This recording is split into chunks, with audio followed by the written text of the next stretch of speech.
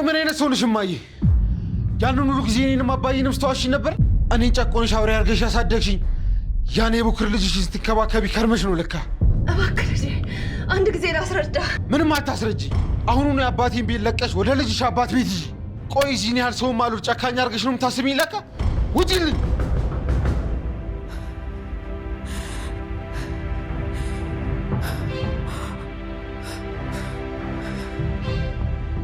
ወይኔ ሰማሃል። ቆይ ይሄ ነገር መቼ ነው የሚያበቃው? እስከ መቼ ነው እየተረበሽኩ የምቆየው? ቆይ ህልሙ እውን ቢሆንስ? ፈጣሪ ሆይ አንተ ጠብቀኝ። ሜርሲዬ ሜርሲዬ ቀብረናይ ሜርሲዬ። ወይዘሮ እናታችን እንዴት አደርሽ? ደህና ነኝ እሜቴ፣ ማለቴ እመቤቴ። እድሜ ሲጨምር ሰው በደንብ ያስባል የሚባለው ነገር አንቺ በደንብ ማሳያ ነሽ። እንዴት? ያው እመቤትሽ መሆኔን ማወቅሽ ነዋ። ያው እንግዲህ እመቤትሽ ልታዝሽ ነው። ወደ ስራ። ኦሆ ጠረግ ጠረግ።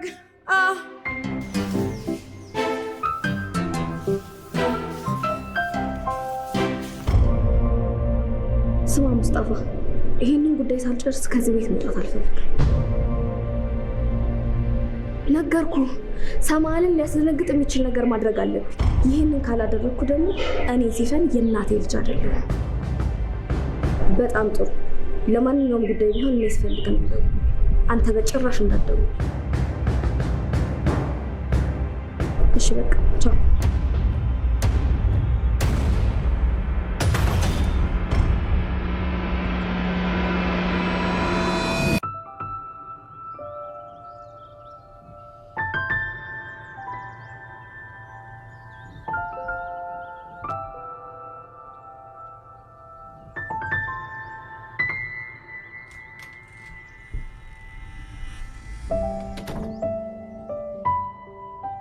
እናቴ ዛራ የት ሄደሽ ነው? ስፈልግሽ አጣሁሽ እኮ። ምን እባክሽ፣ ያቺ ቢጫ ፀጉር እኮ አለቅ ብላኝ ነው። ማናስ ደግሞ እሷ? ወይዘሮ ሜርሲ ነቻ። ምን ነው አንቺ ጋር መታ ነበር እንዴ? መቼም ቤቱን ካላካለለች አታርፍም። እንደዛ እንኳን አይደለም፣ ቅድም ከጂር ጋር አብረው ነበሩ እና ደግሞ ጓደኝነታቸው ጠንክሯል። ገና ነው ደግሞ የተቻልኩት። አዎ በሚገባ ሁለቱ ፍየሎች አንድ ላይ ገጥመዋል። ግን የገባኝ ምንም መፍጠር እንደማይችሉ ነው። እንደዛማ አትበይ። ጂሪ እኮ የእሷ ጓደኛ ከሆነች በኋላ ነው አምናን ሊመርጣት ይቻለው። አየኔ ልጅ፣ የወረት ፍቅር እኮ ማለቂያው ቅርብ ነው። እሱማ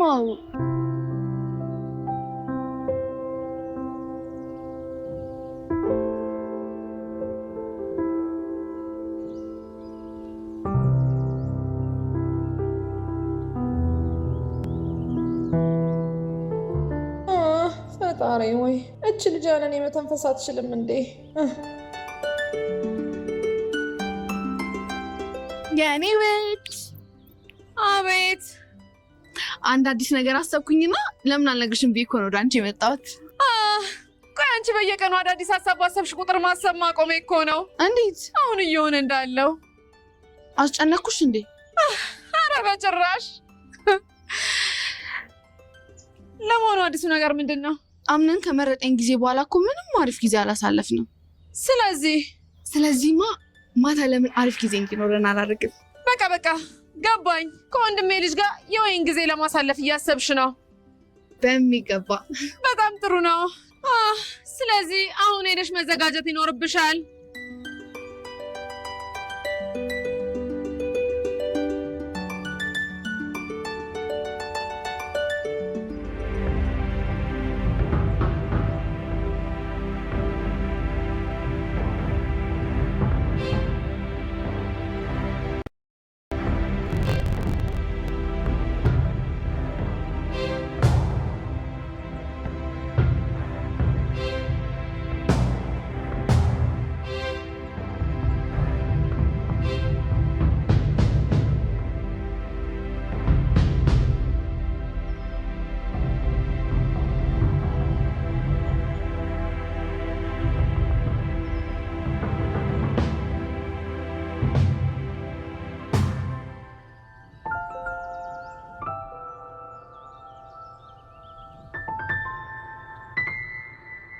እናቴ ዛህራ እየተሰማኝ ያለው ስሜት ልክ ይሁን አይሁን አላውቅም።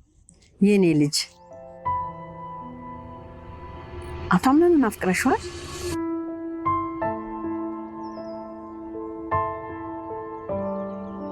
እርግጠኛ ነኝ አፍቅረሽዋል።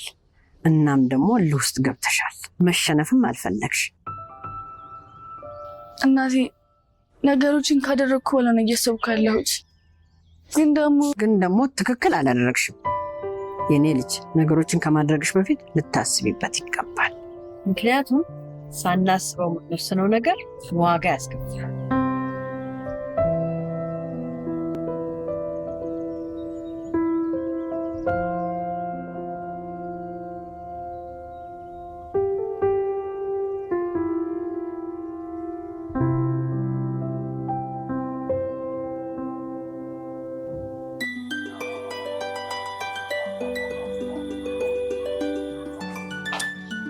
ዛራ የወይን መጠጫዎችን ልሰጥ እንችላለሽ?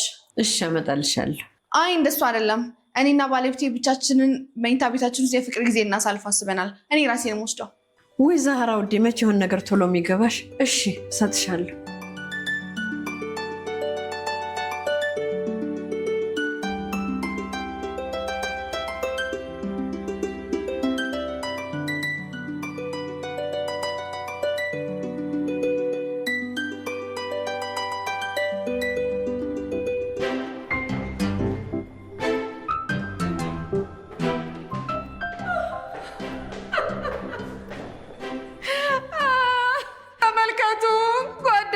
ኪችን ዕቃ ይዛ ወይዘሮ ዛህራ መስላለች። ተይ እባክሽ እንደሱ አትበይኝ፣ ይከፋኛል። እያስተካከልኩ እኮ ነው። እንዴት ሆነልሽ ታዲያ? ጨረሽ? አሁን ጨርሳለሁ። ግን አቶ አምነን በዚህ ጉዳይ ቅር አይሰኝም አይደል? አንቺ ልጅ እንዴት ነው የምታስቢው? ወንድ ልጅ ከመጀመሩ ነው ሮማንቲክ ነገር የሚያናድደው። እሱማ በይ በቃ ሳይመጣብሽ ጨራርሺ። የኔና አንቺ ወሬ ነገር መቀጠል ይችላል። አለሁልሽ።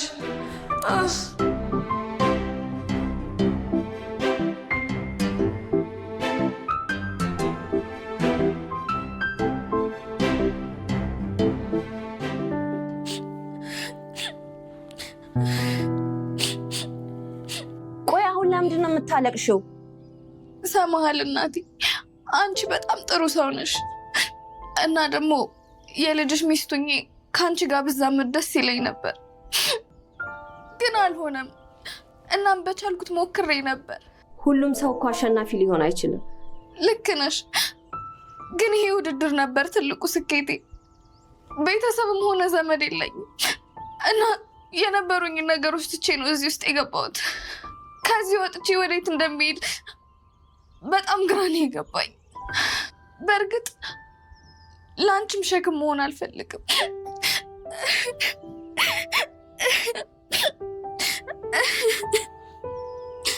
ግን ደግሞ ድርጅቱ ላይ ስራ ካለ እያገዝኩሽ ከአንቺ ጋር ብሆን ደስ ይለኛል። እሺ በቃ ተነሽ፣ ታጠቢና እረፍት አድርጊ። አመሰግናለሁ።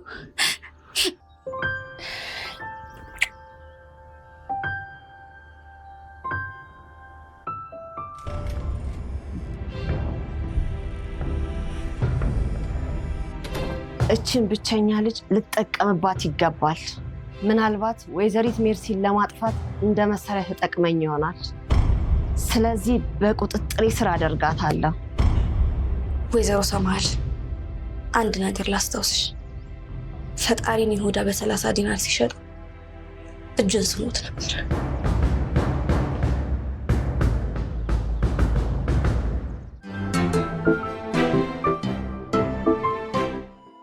እናቴ ምን አለ አብረሽኝ ብሆንሽ እና ባማከርኩሽ፣ አቅፌሽ ብተኛው። ምን አለ እንደው ወይዘሮ ዛህራ ታሪክ ብትነግሪኝ።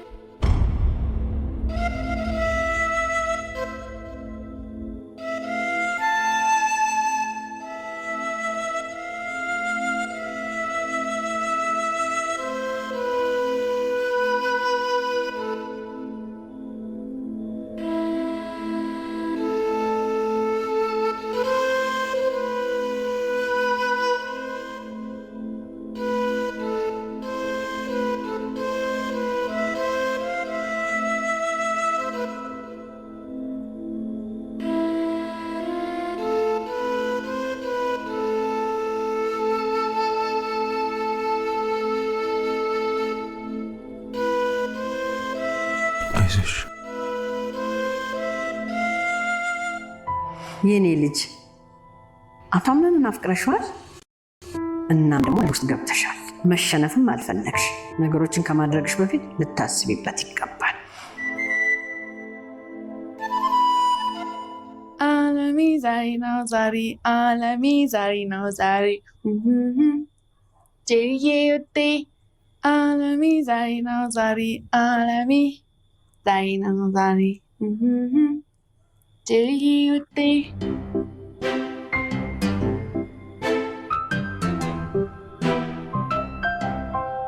ስትመጣ እንዴት እንደቸኩልኩ።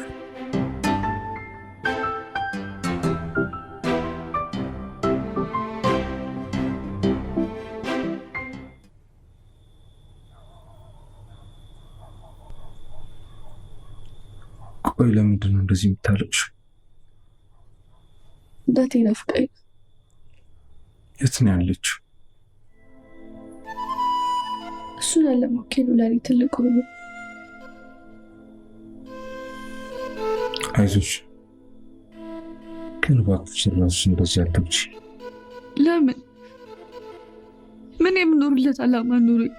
ከልክነት ይልቅ ስህተቴን የሚቆጥሩ ሰዎች በዙሪያዬ ከቡ። ለምን ብዬ እንደዛ አትበይ። እና እንዴት ልበል? እባክህ ባለትዳር ነህ እና ሚስት ትጠብቃለች። ሂድ። እኔ ሚስት የለኝም። አንድ ሁሌም ግራ የሚገባኝ ነገር ቢሆን ለምን ትቀያየራለህ? ለምን ሌላ ሰው ለመሆን ትሞክራለህ? የምትፈልጋትን ሴት እኮ መርጠሃል። ለዛ አንቺ ልጅ ተጠያቂ።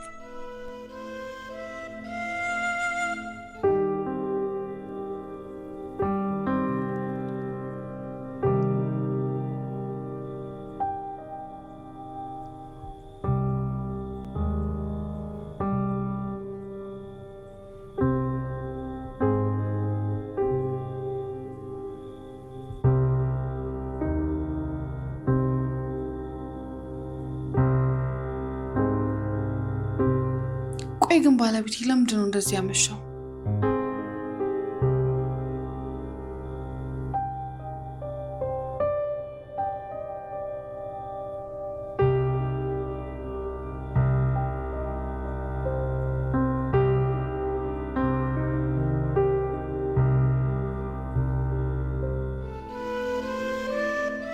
የማደርገው ነገር በሙሉ እንዳለ በደም ነፍስ ነው። አንዱንም አስቤበት አይደለም እኮ። ለምን? እኔን ለመጉዳት? አላውቅም። የመጀመሪያ ቀን ግን ማርፈድሽ በጣም አናዶኛል። ስለዚህ የተበቀልከኝ?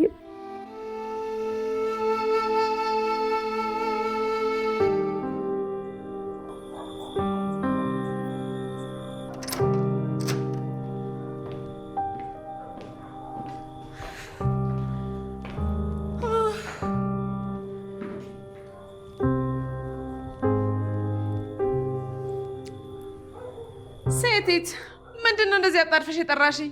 አምነን እኮ እስካሁን አልመጣም። ተይ እንጂ እና ብቻሽን እያከበርሽ ነው። ቆይ ምን ሆኖ ነው ግን እንደዚህ የሚያደርገው? አቤት አቤት! የወንድሜ ልጅ የፈለገውን የማድረግ መብት አለው። ተረጋጊ። እሺ ግን እስኪመጣ ብቻዬን እዚህ መሆን ከበደኝ። አንቺ ስኖር ያለሽ? ኧረ ተይ አንቺ ልጅ ተይ እባክሽን። ዘመዱ ስለሆንክ ይሄን ያህል እሱን የምተካልሽ መሰለሽ እንዴ? እንዴ እባክሽ እምቢ አትበይኝ እሺ። ብቸኛ ሆኜ ነው ያደግኩት። ሁሌም አሸናፊ መሆን ነበር የሚመስለኝ። ነገር ግን በመሸነፍ ውስጥ ትልቅ ማሸነፍ አለ። ያንን ካወቅክ ታዲያ ለምን አመለካከትን አቀይረው? ትልቁና ከባዱ ነገር እኮ ልብና አእምሮ ማስታረቅ ነው።